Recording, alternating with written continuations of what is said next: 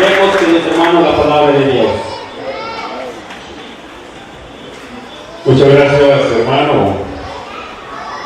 Y a todos ustedes, muchas caras nuevas, muchas caras conocidas, nosotros que van las conociendo. Para la gloria de Dios estamos acá para compartir lo que es su bendita palabra. Entonces, vamos a ponernos de pie, y vamos a dejar que sea el Señor el que hable a nuestros corazones, que sea el Señor el que hable a nuestras vidas. Señor, aquí estamos. Hemos venido con disponibilidad, Señor, de oído y de corazón.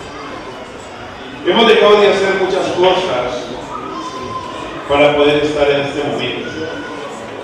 De algo estamos seguros, Señor. Nosotros no vinimos. Tú nos has traído. Que este tiempo, Señor, no pase en vano. Que tu palabra, Señor, como espada de doble filo, penetre hasta las coyuntas del alma. Que penetre hasta nuestro interior como espada de doble filo. Seamos dóciles a lo que el Señor nos quiere dar. Alimenta, Señor, a tu pueblo. Danos hambre de tu palabra, Señor. Danos sed de ti. Y que sea tu Espíritu Santo que nos asista. Como siervos en tus manos, Señor, herramientas para dejarnos usar para tu santa gloria. Todo esto te lo pedimos por tu Hijo amado Jesucristo, quien vive y reina por los siglos de los siglos. Amén. Amén. Muy bien, hijos. Vamos a sentarnos. Bueno, yo no es como aquel antico que me pierdo entre tantas flores ahí. Pues hacer por aquí adelantico, hijos. Algunos me conocen, otros tal vez no. Ya me dijeron el nombre, Carlos Patiño. Trabajo en la comunidad de Jayanis, ahí en San Francisco, y en la comunidad de Santa María en la isla de Nantaca. Soy diocesano de Medellín, pues estamos prestados aquí a la diócesis de Fall River. Aquí estamos para servirle al Señor hasta que Él disponga. Les digo yo que pongámonos en disponibilidad de lo que el Señor quiera, de lo que el Señor quiera hacer para con nosotros. Cuando uno se vuelve terco, bien sea por apasionamiento, porque uno se apasiona muy fácil, y la pasión a veces nos hace perder la dirección de nuestra vida. ¿Sí? Ustedes ven, por ejemplo, una persona que se apasiona por el fútbol. ¿Sí? Es un gran deporte, rico, jugarlo, verlo, en fin. Pero cuando se convierte en una pasión en tu vida, te roba tu tiempo, te roba tu paz, te roba tu tranquilidad, te puede robar la familia, te puede robar muchas cosas, porque la pasión te hace enfocar solamente en ese deseo y no importa lo que pase, allá va mi corazón. Y la pasión nos enceguece, y a veces estamos apasionados por seguir al Señor. Y esa pasión tiene que ir acompañada de la razón. Tiene que ir acompañada de la razón de la palabra. Porque claro, es muy fácil congregarnos, alabar al Señor, glorificarlo, bendecirlo, darle toda la honra y la gloria que Él se merece. Pero, dice el Señor, no todo el que dice Señor, Señor entrará al reino de los cielos. Entonces, ¿qué quiere decir el Señor? Esa pasión en la fe, ese gozo en nuestro corazón por amarle, servirle, ese gozo en nuestro corazón por estar con Él, por pasar largas horas con Él, por no importarnos dejar muchas cosas para estar con Él, tiene que estar alimentada, tiene que estar cimentada sobre piedra, sobre roca firme, sobre roca firme.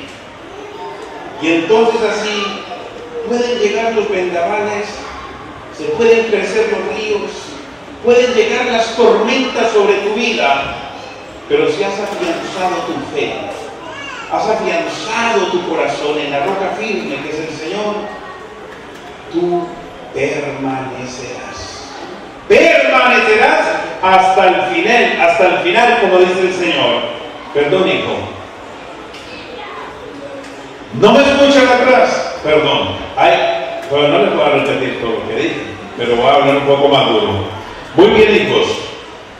Entonces, vamos a tocar un tema y lo voy a tocar a partir de una experiencia personal.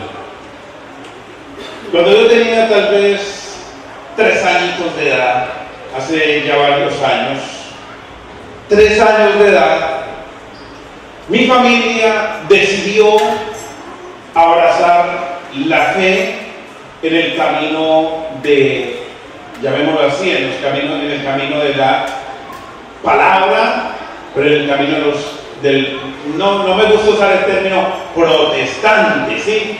Porque la palabra protestante tiene su sentido, pero en las iglesias antiguas del protestantismo, desde Lutero, ¿sí? Pero las sectas y los grupos que llegaron a nuestros países no nacieron propiamente de ahí, son más acá, vienen de un tiempo más acá y nacieron de un movimiento que se llaman los evangélicos, ¿sí? O los evangelizadores, que eso tiene otro sentido, en fin. Entonces, cuando tenía tal vez 3 años de edad, mi familia decidió congregarse y empezaron a caminar allí. Claro, la fe de la familia, la fe del hogar, ¿quién la dirige? Papá y mamá. Por eso es muy importante, papá y mamá, que la fe de su familia, ustedes sean los que la estén proporcionando.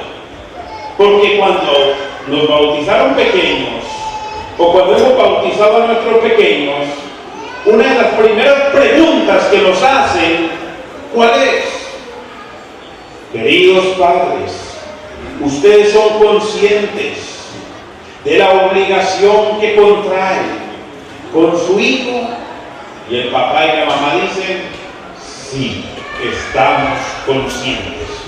¿Y cuál es la obligación que contraen ustedes? Es educar a sus hijos en la fe, educarlos en el conocimiento de Dios, fortalecerlos en este camino. Entonces, ahí tiene usted una gran responsabilidad en sus familias, una gran responsabilidad en nuestros hogares. Vamos a mi historia. Caminamos desde los 3 años de edad en una congregación evangélica hasta aproximadamente los 16 años de edad, y que tengo una experiencia de encontrarme con la fe en la Iglesia Católica. Y a partir de esa experiencia cambió mi vida totalmente. Yo era apasionado en lo que me habían creado, era apasionado como me habían levantado y en el conocimiento de la palabra que me habían dado desde pequeño. Salía con papá y mamá, salíamos todos los miércoles a tocar puertas, a invitar a tristemente a blasfemar contra la iglesia. Tocábamos puertas. Dice la palabra que en estos días que leíamos un salmo muy hermoso: Señor, ¿quién puede entrar en tu santuario? Y el Señor nos decía: el que tenga corazón limpio, el de manos limpias, ese entrará a la casa del Señor. El que no dice mentiras, el que no difama a su hermano. Y yo me acuerdo en aquella época, difamábamos con toda certeza. En aquel entonces estaba el Papa Juan Pablo II dirigiendo la Iglesia Católica. Y allá por el 86 iba a ir a Colombia. Y entonces nosotros teníamos una tarea de anunciar que venía el anticristo y que teníamos que enseguecer a la gente para que no pudiera escuchar a ese hombre que era el anticristo. difamación, mentiras. Me acuerdo yo que tocábamos y sacábamos de nuestro corazón todo el odio que nos sembraron desde pequeño por la Iglesia Católica. Todo el odio por el sacerdote, todo el odio por todo lo que tenga que ver con la Iglesia. Y entonces, a partir de todas esas experiencias, el Señor lo va entrando a hacer, entra uno en razón, pero Él necesita herramientas, personas que sean puentes para tocar corazones, para convertir, para traerlos a Él. Yo me acuerdo que en el colegio donde estudiaba teníamos un día la Eucaristía, pero como no era católico, nos daban permiso a 5 compañeros más que éramos de diferentes iglesias para que hiciéramos una reunión de la palabra separados y mientras ellos estaban en la Eucaristía. Un día llegó un visitante y dijo: quiero participar de su grupo. Y empezó a ser parte de nuestro encuentro, oración, la palabra, ok. Después, Él empezó a sembrarnos inquietud en el corazón. ¿Qué tanto conoces la iglesia a la que vas? ¿Qué tanto conoces la historia de tu iglesia? ¿Qué tanto conoces sus raíces? Pues realmente profundizando, buscando, esculcando y preguntando, no iba más allá tal vez de 1950. Fundador fulano de tal. Ok. Me hace una invitación este hombre y me dice: mira, conoce la historia de la Iglesia Católica. Conoce la historia de la Iglesia Católica y tú vas a tomar una decisión. Seguir luchando contra ella o abrazar la fe en la Iglesia. Pues para la gloria de Dios, cuando tenía alrededor de los 15, 16 años, empecé este proceso serio, porque es que la fe no se trata de decir yo creo en Dios, yo tengo que tener razones para creer en Dios, porque si no tienes razones, cualquiera va a llegar y te va a engañar, cualquiera va a llegar y te va a robar el tesoro de la fe, que San Pablo dice que lo llevamos como vasos de barro. Llevamos este gran tesoro, es frágil. Por eso tenemos que cuidarlo, el tesoro de la fe. Un día leyendo el Evangelio de San Juan en el capítulo 6, lo empecé a leer de principio a fin. Y ese Evangelio me fue llevando a preguntarme: ¿será que tengo derecho a la vida eterna? ¿Conocen ese Evangelio o no? Amén. Yo sé que 12 años caminando, otros llevarán no sé cuántos años. Yo creo que ya se saben muchos evangelios de memoria, ¿no? Capítulo 6 de San Juan comienza con la multiplicación de los panes y Jesús nos lleva en un proceso del pan material al pan celestial, y Jesús hace ahí una palabra de vida, una palabra, una promesa de vida. ¿Cuál es el centro de ese texto del capítulo 6 de San Juan? ¿Cuál es el objetivo? ¿Cuál es la raíz ahí, lo íntimo que toca Jesús ahí? A ver, ¿se acuerdan o no? Hace por ahí 20 días lo terminamos de leer en las misas del domingo. Jesús hace una promesa y una exigencia: el que coma de este pan, el que coma mi cuerpo y el que beba mi sangre, ese tiene vida eterna. Vida eterna.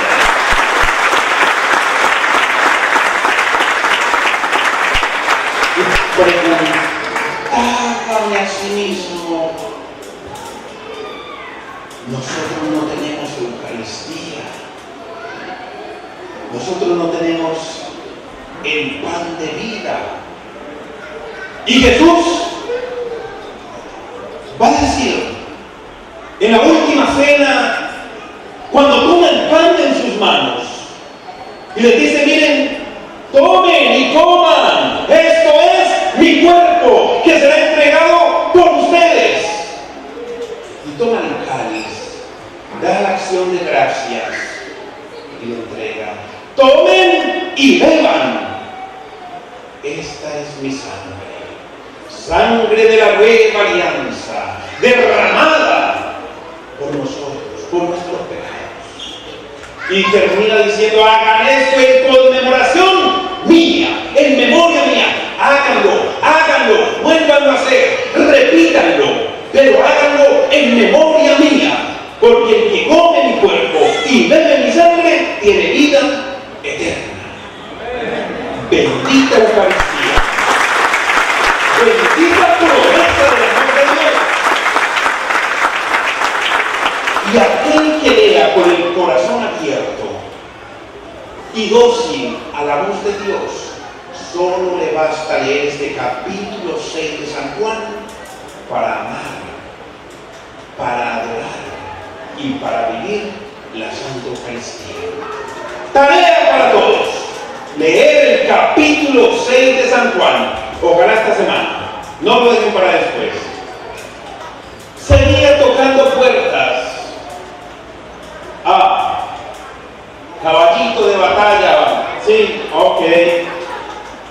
¿Cómo actúa la serpiente en el paraíso?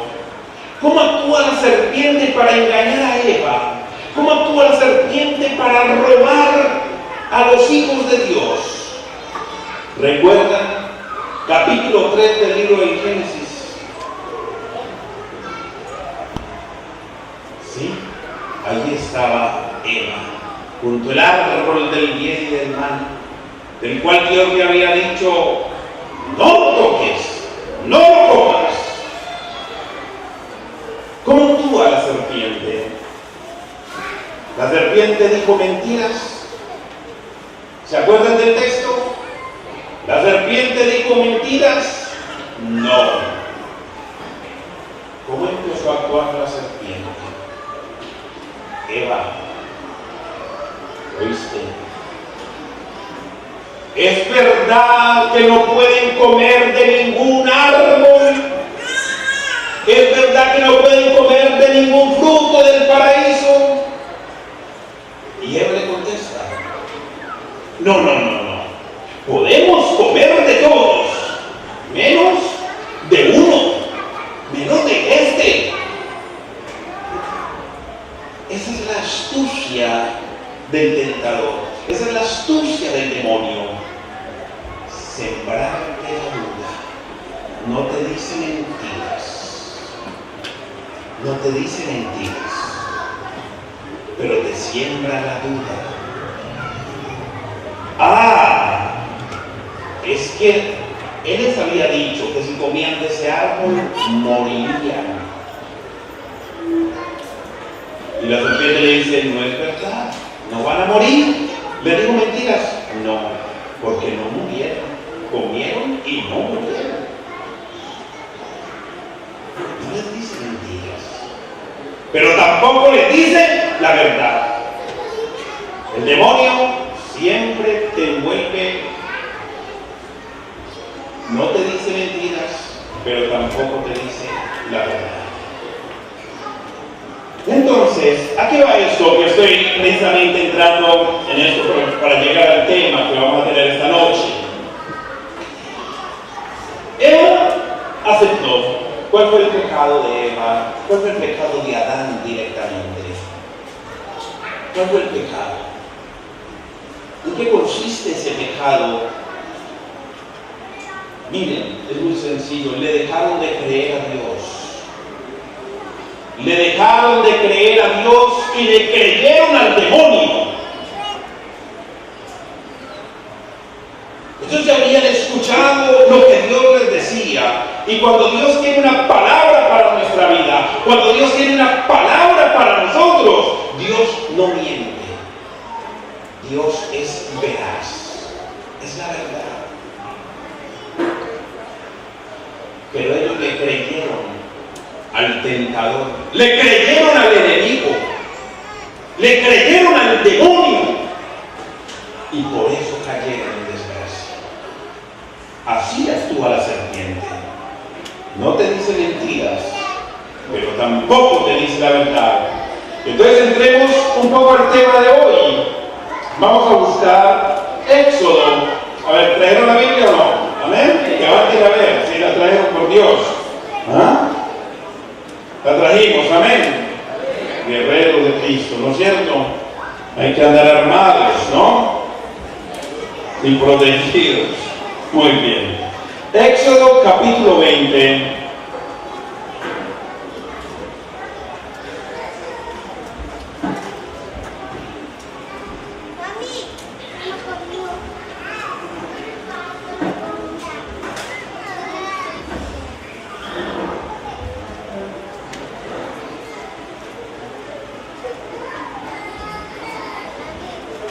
Toca la puerta.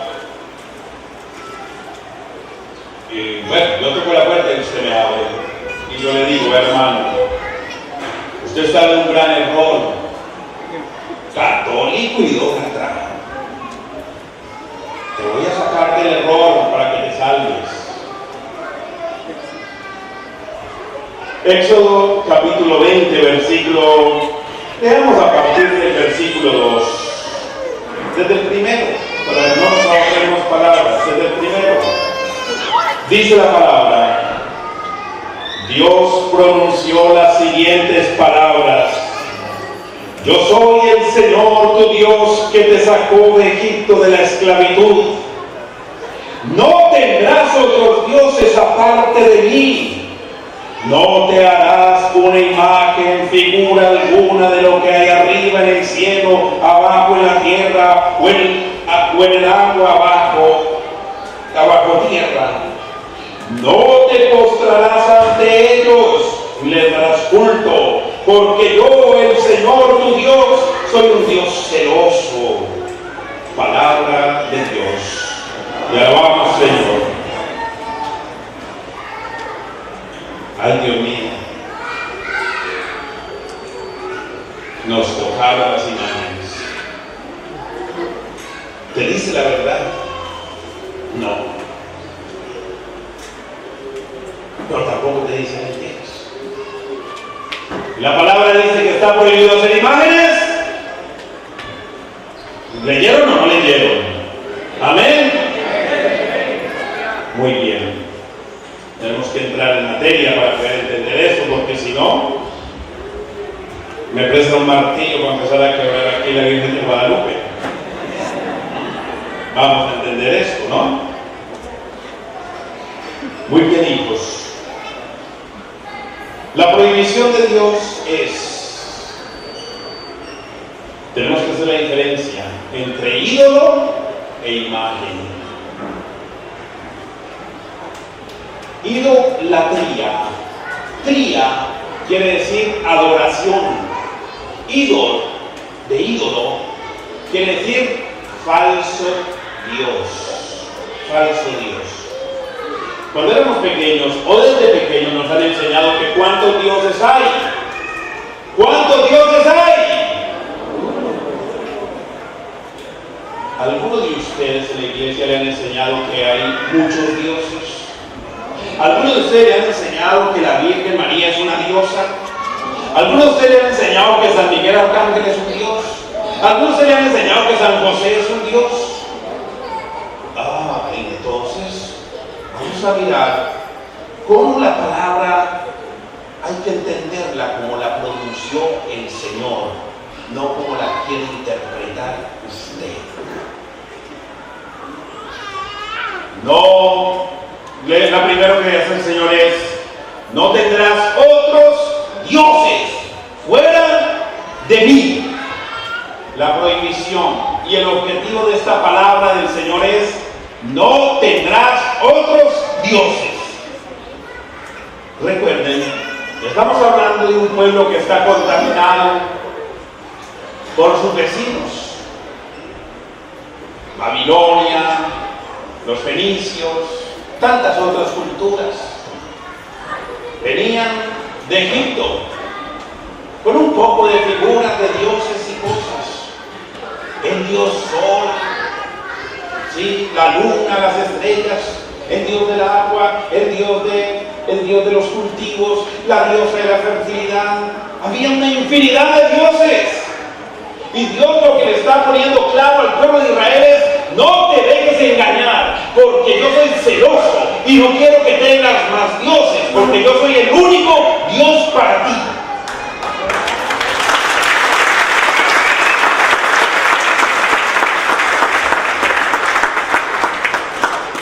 Cuando Dios habla de las imágenes, lo hace con respecto a los ídolos. No te harás imágenes de lo que hay arriba en el cielo, lo que hay en la tierra o en las aguas debajo de la tierra. Pero es con referencia a los ídolos. A los ídolos. Vamos avanzando para que nos rinda un poquito la plática de esta noche. ¿Sí? No habrá para ti otro Dios delante de mí. No te harás imagen alguna. No te postrarás ante esos ídolos. No les darás culto. Cuando Dios habla de la imagen, lo hace en referencia al ídolo, que quiere decir Dios falso. Ídolo quiere decir Dios falso. Imagen, ya vamos a ver más adelante qué significa. Entonces, la idolatría es la adoración a un Dios falso. Dios quiere dejar algo muy claro: Él es un Dios verdadero y único. Los otros pueblos tenían dioses. Nuestros antepasados tenían también dioses de la creación. Adoraban el sol, adoraban el agua. Tenían una religión que se llama religión natural. Pero Dios quiere quitar todos esos dioses de nuestro corazón, de nuestra vida. Hoy también la idolatría no está en que, aunque hay mucha gente que todavía lo hace, ¿sí?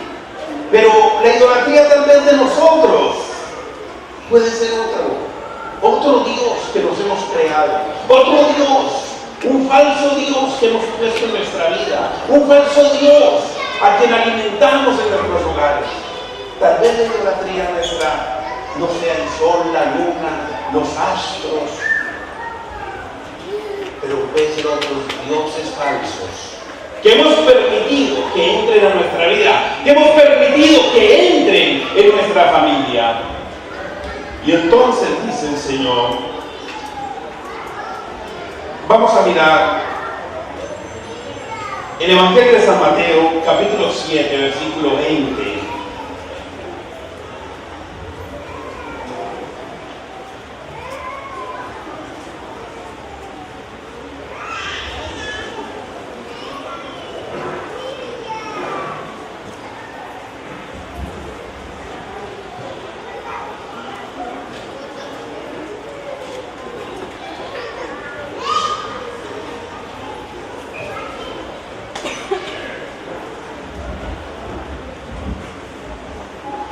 Evangelio de San Mateo, capítulo 7, versículo 20. 7:20.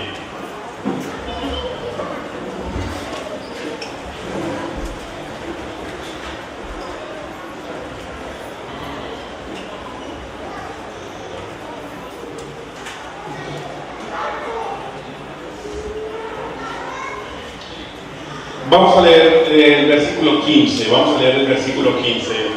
El versículo 15 del mismo capítulo 7. Cuídense de los falsos profetas que se acercan disfrazados de oveja y por dentro son lobos rapaces. Por sus frutos los reconocerán. Se cosechan uvas de los espinos o higos de los cardos. Un árbol sano da fruto bueno, un árbol enfermo da fruto malo. Un árbol sano no puede dar frutos malos, y un árbol enfermo puede dar frutos buenos. El árbol que no da fruto, bueno será cortado y echado al fuego. Así pues, por sus frutos los conocerán. Palabra del Señor. Quédense así paraditos y vamos a buscar Lucas 1, vamos a buscar el Evangelio de San Lucas, capítulo 1, versículo 42.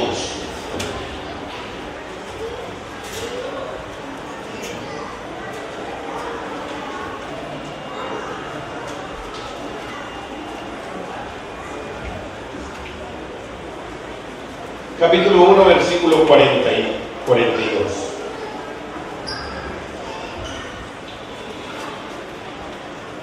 Estamos en el episodio en que María Santísima visita a su prima Isabel y dice así: bendita tú, exclamó con fuerte voz, pero no, vamos a leerlo el 41, a partir del 41 porque es una parte bien importante. Cuando Isabel oyó el saludo de María, la criatura dio un salto en su vientre. Isabel, llena del Espíritu Santo, exclamó con voz fuerte: bendita tú entre las mujeres, y bendito el fruto de tu vientre. ¿Quién soy yo para que me visite la madre de mi Señor? Palabra del Señor.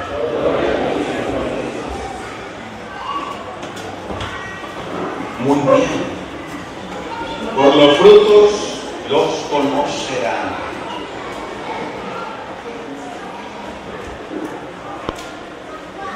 Por los frutos los conocerán. ¿Cuál era el fruto que portaba María en su vientre? ¿Cuál era el fruto? El fruto de la Virgen. ¿Cuál era el fruto? Jesús. Si el árbol bueno no da fruto bueno, se corta y se echa al fuego. Por los frutos los conocerán. Y entonces aquí entramos precisamente en quién es María. Si el árbol se conoce por sus frutos, y el fruto de tu vientre, y recuerden que Isabel exclamó esto llena del Espíritu Santo, no era palabra de una mujer, era una palabra de una mujer ungida por el Espíritu. Bendita tú entre las mujeres y bendito el fruto de tu vientre. ¿De dónde acá que la madre de mi Señor venga a visitarme? Entonces, ahora entramos, pero no vamos a profundizar mucho, simplemente dejarles la inquietud de tener un poquito de conocimiento sobre esa experiencia. Usted puede ser santo, ¿no? ¿Usted puede ser santo o no? ¿Puede o tiene que ser santo? ¿Tiene o debe ser santo? Tiene que ser santo. Por los frutos lo conocerán. Por los frutos te conocerán. Y Noé, el Señor, dijo: si quieres, puedes ser santo. El Señor dijo: sed santos. ¿Sí? Sed perfectos, como vuestro Padre Celestial es perfecto. Sed santos, como vuestro Padre Celestial es santo. Entonces no es si querés, es tenés que ser santo. ¿Amén? Amén. Se puso la cosa difícil, ¿no? Está bueno. Está bueno. Muy bien, hijos. Entonces vamos caminando en este proceso, pidiéndole al Señor que nos ayude. Y precisamente, ¿por qué? Ya vamos a seguir un poco más profundizando en el tema de las imágenes y esto, ¿sí? Y entonces, los santos en nuestra vida, los santos, aquellos que ya declaramos santos, y algunos que no están declarados santos, pero pueden ser santos, ¿sí? Por ejemplo, ¿conocieron a Madre Teresa de Calcuta o no? ¿Conocieron sus frutos? ¿Han conocido los frutos de esta mujer o no? Bueno, y si yo les pregunto, ¿conocen a San Juan Bosco? algunos sí, tal vez otros no. ¿Conoces, a quién más? Un santo que tal vez yo no conozca. San Francisco de Asís. Es muy conocido, más conocido que el pan. Pero ¿conocen los frutos de San Francisco de Asís? ¿Conocen los frutos de estos árboles? De esos santos. Entonces, si esos son los frutos, el árbol tiene que ser bueno. Una pregunta para nosotros es: ¿qué frutos estás dando? ¿Qué frutos estás dando? Me la voy a poner más suave. Pregúntele a su esposo. Pregúntele a su esposa que está ahí al lado, si lo trajeron o la trajeron. ¿Qué frutos estás dando? Difícil preguntar, ¿cierto? Porque tal vez no hay que preguntarlo. Tú los tienes que ver. Tú ves los frutos de tu esposa y tu esposa puede ver los frutos que tú das. Y hoy en día ya podré decir: gracias a Dios me casé con un árbol bueno. O tristemente ya está preparando el hacha. Ya está encendiendo el fuego también. Entonces los santos entran en nuestra historia precisamente por sus frutos. ¿Sí? Y entonces vamos a ver el culto que le rendimos a los santos se llama Dulía. Dulía no es adoración, nunca, porque la adoración es solo para Dios. Solo al Señor tu Dios adorarás. Solo a Él adorarás. Para los santos tenemos una palabra que llama Dulía, que quiere decir respeto, veneración, pero no adoración.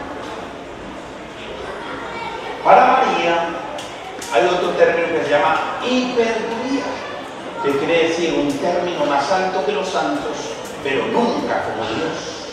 Nunca como Dios. Si usted, querido católico, que ama mucho a la Virgen, si usted, querido católico, que ama mucho a San Francisco de Asís, o a San Francisco de Sales, o a cualquier otro de estos hombres que en la vida pasaron haciendo la voluntad de Dios, el día que usted los ponga en el puesto de Dios, te hiciste idólatra. Caíste en idolatría, porque pasaste a un nivel que solo es de Dios. Muy bien, hijos. Y entonces, ahora bien, cuando Dios prohíbe las imágenes, es con referencia a los ídolos. No tiene reparo en las imágenes. Dios no tiene reparo en que hagan imágenes. Y vamos a ver por qué. Vamos a buscar Éxodo 25, 26, 31.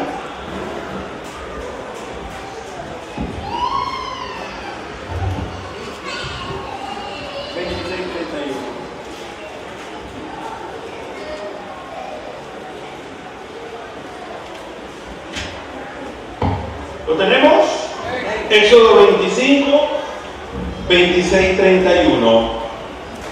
Éxodo capítulo 25, del 26 al 31.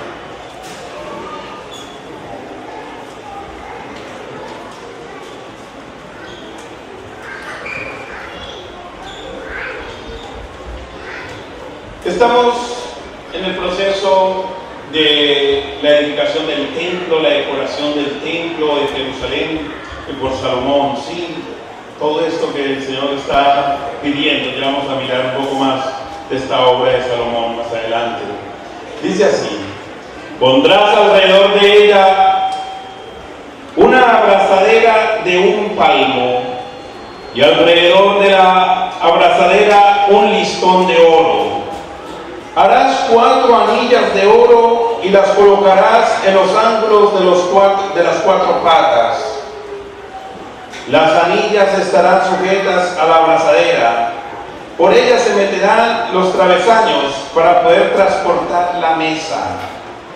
Estamos haciendo la mesa, ya vamos a seguir. Dice, versículo 28, harás los travesaños de madera de acacia, las vestiduras de oro, y con ellos transportarás la mesa.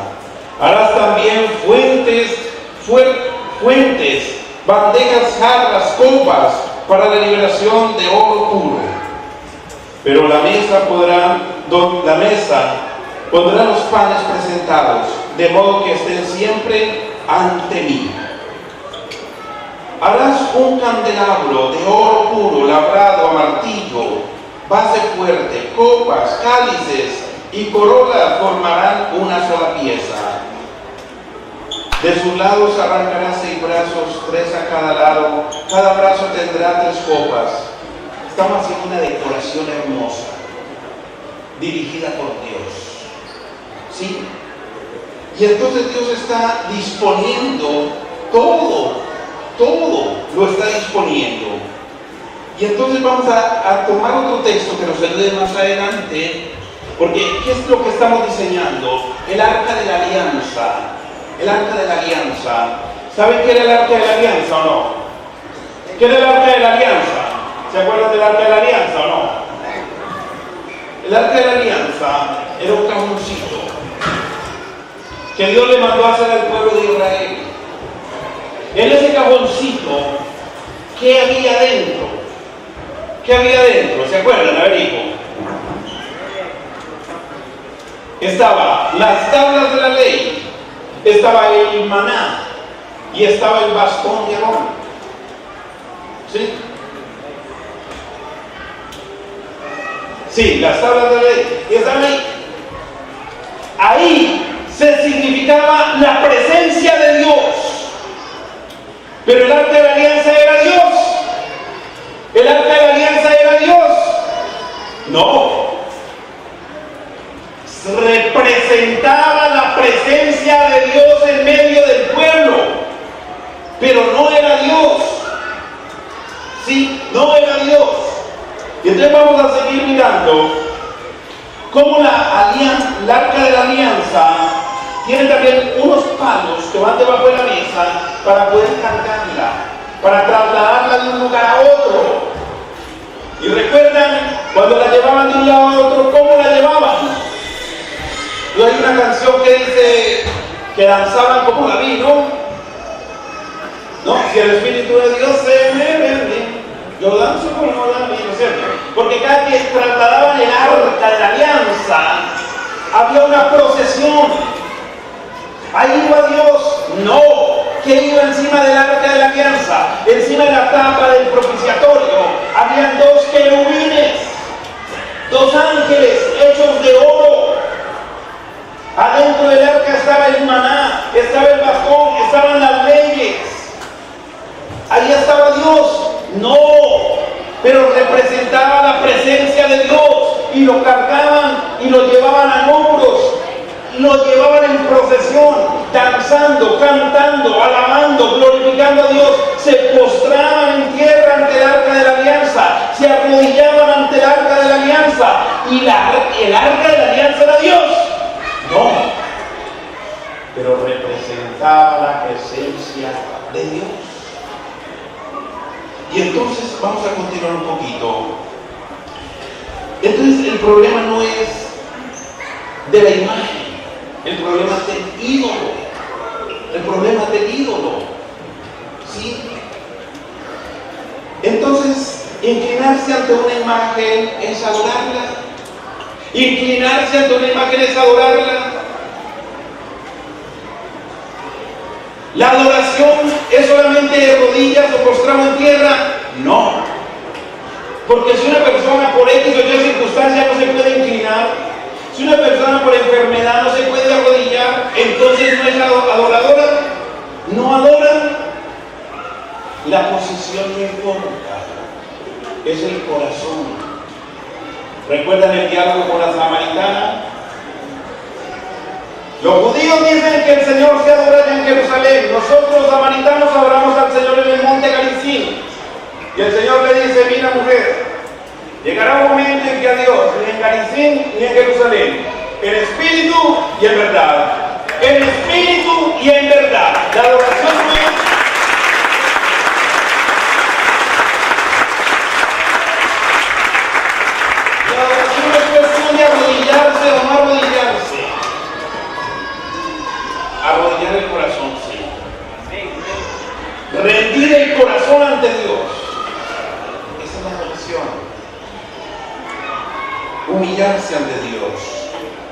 Dios prohíbe hacer ídolos. Vamos a leer Josué. El libro de Josué, capítulo 7, versículo 6. No, Josué.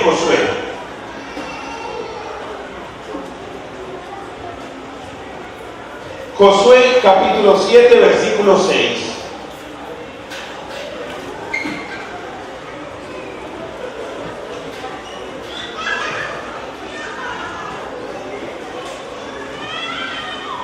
¿Lo tenemos? Amén. Josué 7, 6.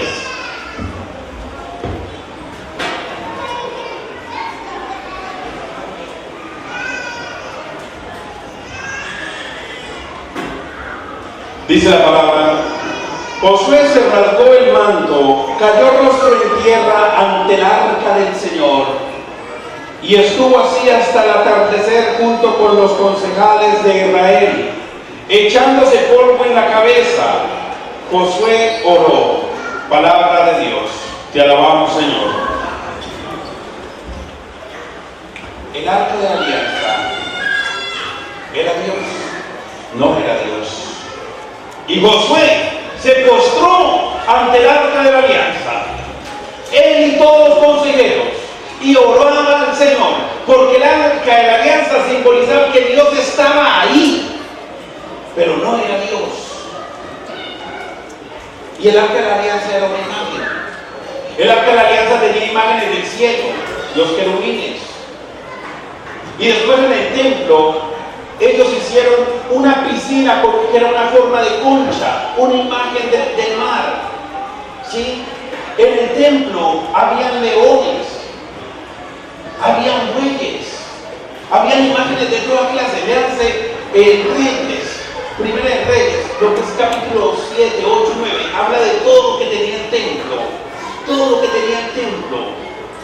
Habían bueyes, habían animales, sí, dibujados, habían ángeles dibujados, habían 2 ángeles, cada uno de 5 metros de alto, y las alas abiertas, que eran 10 metros de ancho.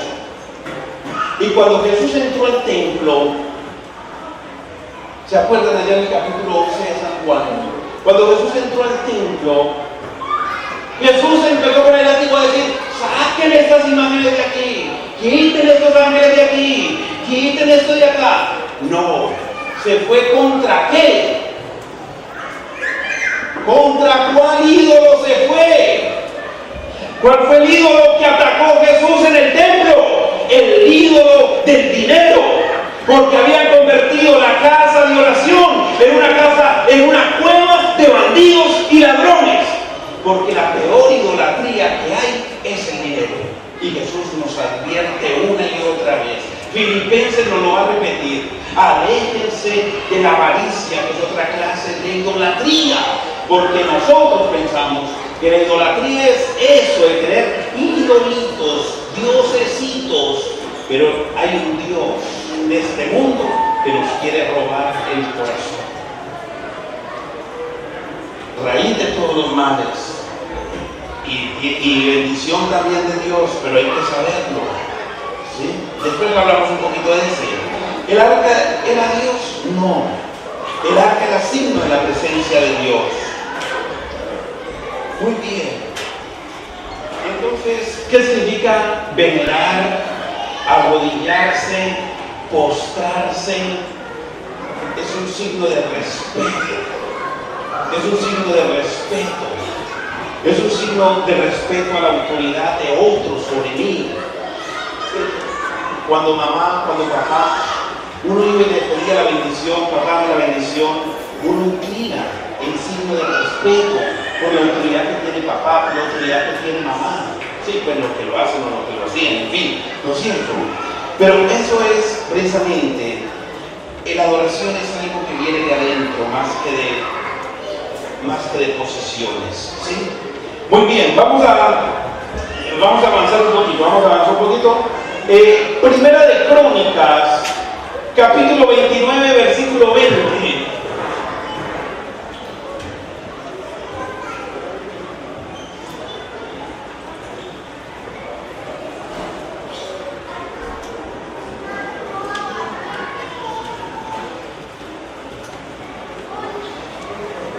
Crónicas 29, versículo 20.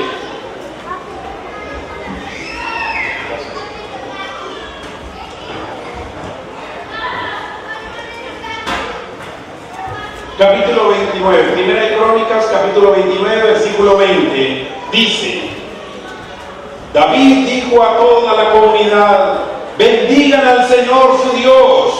Toda la comunidad bendijo al Señor, Dios de sus padres, y postrándose, rindieron homenaje al Señor y al Rey.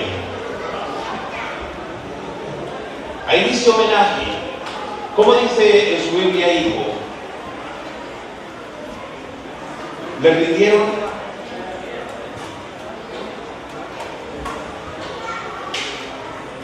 ¿Cómo dice? ¿Cuál? Cuando dice que le rindieron homenaje a Dios y al Rey. Y bendijeron a Jehová su Dios y sus padres, inclinándose y adoraron delante de Jehová. Dice que adoraron y le rindieron homenaje al Rey. ¿Por qué? Aquí vamos a entrar. Es que hay un problema, y es que para los hebreos la palabra de veneración y adoración se usa igual, pero en dos contextos. La palabra en hebreo, shasha, quiere decir adorar a Dios, pero también quiere decir venerar. Y entonces por eso este texto dice que David congregó a todos y les dijo: bueno, alabemos y glorifiquemos a Dios. Se postraron y lo veneraron, lo adoraron a Dios y al Rey. Si usted lee ese texto así, como lo estamos leyendo, usted dice: ¿pero cómo? La Biblia está permitiendo adorar a un rey, postrarse ante el rey, doblar rodilla ante un rey. ¿Sí? Pero es porque el texto nos está diciendo que se puede arrodillar ante una persona, se puede arrodillar ante una máquina, sí, pero no adorar. Es distinto, ¿sí? Bueno, vamos a continuar. Busquemos 1 Samuel, capítulo 24, versículo 8.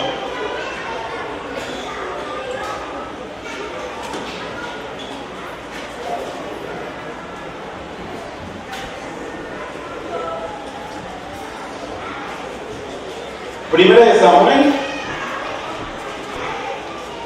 capítulo 24, versículo 8.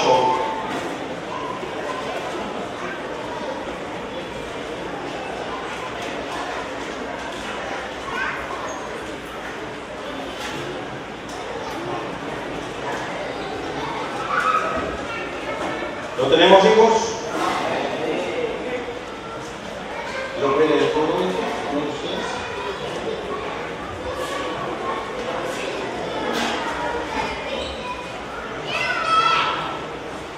También David se levantó después y salió a la casa, a la cueva, y dijo voces detrás de Samuel, diciendo: mi Señor.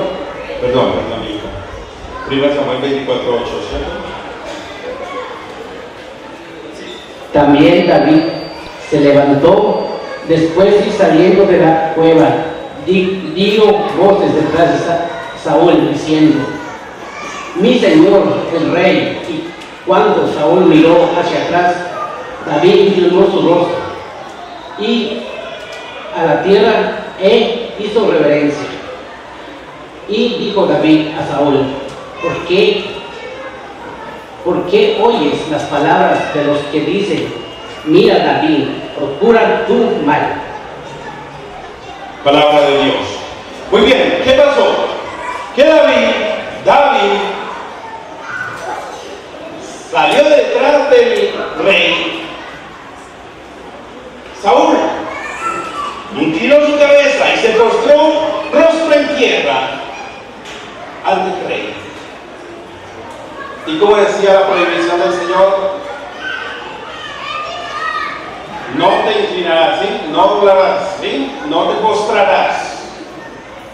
Pero recuerden que la postración es ante los ídolos, no ante las imágenes o las personas. Si esa persona se convierte para usted en un ídolo, ya caíste en idolatría. Mientras esa persona no se convierta en un ídolo, no has caído en idolatría. ¿Sí? ¿Amén? Vamos a continuar un poco más. Entonces ahí vamos a ver, por ejemplo, claro, la respuesta que siempre todo el mundo da, ¿no? Es que una imagen es la foto de algo que me representa algo, ¿sí? Todos ustedes deben de tener fotos de su matrimonio, ¿sí? Algunos con alegría, algunos con tristeza. Algunos tendrán fotos de su bautismo, tendrán fotos de, no es cierto, de cualquier cosa, o de su abuelita, o de un momento feliz. ¿Sí? Esa es la imagen. Yo puedo tener en mi billetera tal vez la foto de mi abuelita, pero no la que puedo, ahí, no sé, soy yo. Puedo tener la foto de mi abuelita. ¿Esa es mi abuelita? No, es la imagen de mi abuelita. ¿Sí? ¿No es cierto? Entonces, es eso. Es la imagen representa algo que va más allá. Va más allá. ¿Sí? No nos podemos quedar simplemente con una lectura de la palabra de una forma textual, porque ahí es cuando el enemigo la usa. ¿Ustedes saben cuál fue el primer, digámoslo así, el primer protestante en la historia de la Biblia? ¿Cuál fue el primer protestante? ¡El demonio! ¡El mismísimo diablo! Y se conoce la palabra de Dios de arriba abajo. Y la usó contra el mismo Jesús. ¿Se acuerdan las tentaciones? Porque dice la palabra. Porque dice la palabra. Y yo le decía así, pero la palabra también dice: no tentarás al Señor tu Dios. ¿Ustedes creen que el enemigo conoce mejor la palabra de Dios que nosotros? ¿Conoce mejor la fe que nosotros? Es así como trabaja. Es así como trabaja. Muy bien, pues sigamos. Ahora bien, la imagen puede ser usada para sanar, hacer milagros. ¿Ustedes qué piensan de eso? ¿Ustedes creen, por ejemplo, que esta imagen de la Virgen de Guadalupe, esta imagen de Jesucristo en la cruz, puede ser usada para hacer milagros? Contesten duro los que digan no y contesten duro los que digan sí. Bueno, se oye muy duro el no. Muy bien. Vamos a ver. Imagínense que la palabra dice que para Dios no hay nada. Para Dios no hay nada. Para Dios no hay nada imposible. Ah, pero ¿cómo así? Un momentito. Para que entendamos eso. La imagen por sí sola jamás hará un milagro. En yeso y madera, pasta o no sé qué puede ser. La imagen por sí sola jamás hará un milagro. Amén. Y entonces, pero Dios puede valerse de cualquier cosa para hacer un milagro. Yo le pregunto a usted, querido amigo, ¿Dios lo puede usar a usted para hacer un milagro? ¿Dios lo puede usar a usted para sanar a una persona? Dios lo usa, ¿cierto? Dios lo usa. ¿Y será que Dios, con su infinito poder, y que para Dios no hay nada imposible, será que Dios, con una imagen, a través de una imagen, no puede hacer un milagro? Póngale límites a Dios, pues, diga que no. Para Dios no hay nada imposible. Ah, no, pero no, hábleme de la palabra de Dios, susténteme eso, que Dios por medio de una imagen hace milagros. Entonces vamos a buscar Números, capítulo 21, versículo 8 y versículo 9.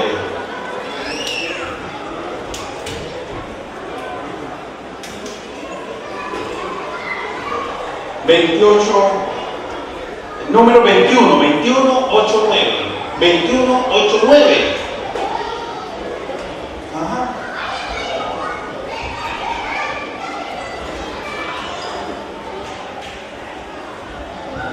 ¿Qué dice la palabra?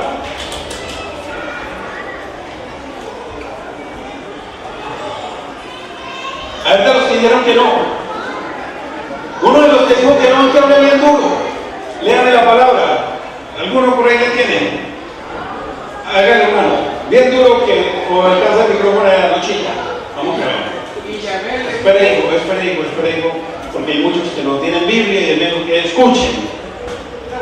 Y Yahvé le dijo a Moisés: hazte una serpiente ardiente y colócala en un poste. El que haya sido mordido al verla sanará. Moisés hizo una serpiente de bronce y la puso en un poste. Cuando alguien era mordido por una serpiente, miraba a la serpiente de bronce y se sanaba. Palabra de Dios. Te alabamos, Señor, Dios mío. Y Dios por medio de una imagen no hace milagros. Dios por medio de una imagen no hace milagros. Ustedes me dijeron que no. Dios trae la imposible de Dios. ¿Cierto? ¿Vamos bien o no? Pero, ¿qué pasó? Miren, porque vamos a ser concretos. ¿Qué pasó, por Dios? ¿Qué pasó? Dios usó una serpiente. Y Dios dijo: no te hagas imagen alguna de lo que hay en la tierra. Y Dios mandó a hacer una serpiente. Dios dijo: no te hagas imagen alguna de lo que hay en el cielo. Y Dios mandó a hacer querubines. ¿Dios se contradice? No. Si la imagen se convierte en un ídolo, ahí sí estamos hablando de otra cosa. Amén. Entonces, hijos, búsquenme un hermanito que me busque Segunda de Reyes 18, 3, 4. Segunda de Reyes 18, 3, 4. Y vamos a ver, yo creo que no da tiempo de leer porque se hace corto el tiempo, ¿cierto? Pero entonces vean, ¿qué pasó ahí? Que el rey mandó a destruir la serpiente de bronce que Dios había mandado a hacer por medio de Moisés. ¿Por qué la destruyó? Copien el texto, sí, Segunda de Reyes 18, 3, 4. Porque el pueblo de Israel empezó a adorar la serpiente, a quemarle incienso y a tratarla como Dios. Segunda de Reyes 18, 3, 4. ¿Sí? Si esta imagen usted la convierte en un Dios, destruirá.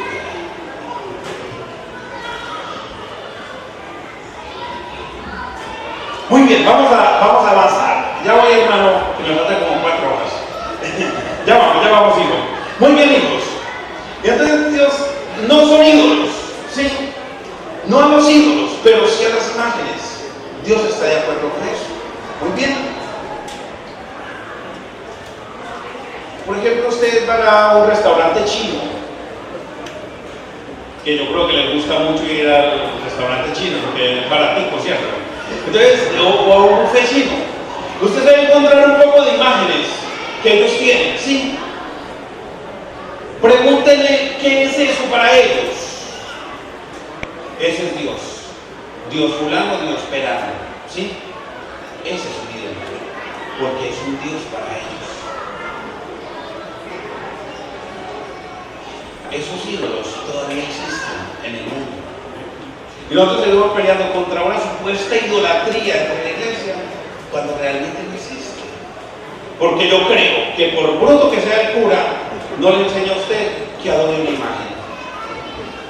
No le enseña a usted que le quite el puesto de Dios y ponga a la Virgen. Jamás. ¿Y quiere saber? Busquen el catecismo de la Iglesia Católica. ¿Qué enseña la Iglesia?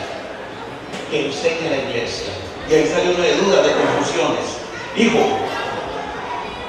me queda faltando un poco, pero ya vamos a terminar con una oración, ¿cierto?